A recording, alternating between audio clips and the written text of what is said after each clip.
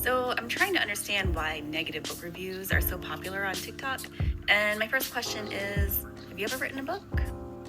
That's what I thought. And stupid takes like this is why it just poisons the well when it comes to the world of literature. Now, before I get into this, let me go ahead and make this clear. I am not attacking this creator, but I am going to be attacking the argument that she was trying to make here. Because I've been seeing this argument all too often when it comes to people who can't take criticism, or they just hate it when people just do not like their books. With that said, let's get into it. This whole bullshit argument about saying that you have to be a writer yourself in order to critique a book is just asinine. You don't have to write anything or create anything in order to give an opinion on it. Everybody has their own different tastes, everybody has their own different opinions, and everybody literally has their own different, perspective when it comes to reading a book. The same thing with movies, the same thing with video games, the same thing with any media that you can think of. You have some people that will pretty much say that a book sucks. You have others that say that the book is great. But this whole gatekeeping nonsense of saying that people have to have a hand in writing a book in order to give an honest take about it is just stupid to me. You don't have to write anything, or you don't have to create anything in order to give your own take about books.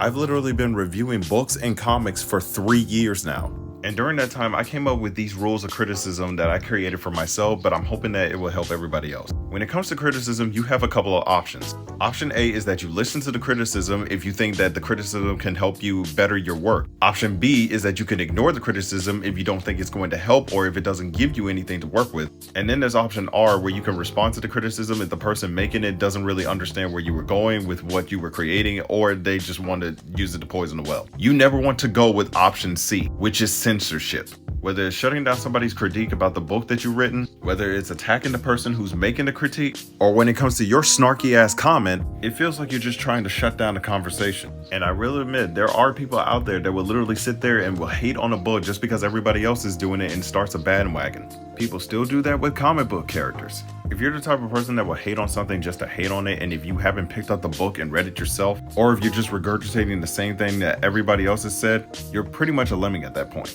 But if you're somebody that actually sat down and read the book and actually formed your own opinion on it, giving it constructive criticism to the point where the author can improve on it, then you're totally fine. At least you read the book. But as long as you're not trying to be a troll or an asshat on the internet, everyone's opinion is valid. Everyone's critique is valid. All different perspectives are important. You don't need to be a writer, director, or artist to give your own take about something. Just be honest and be respectful.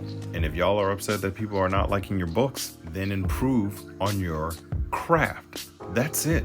But anyway, I'm done, and I'm going back to reading Sherlock Holmes. Y'all have a good night.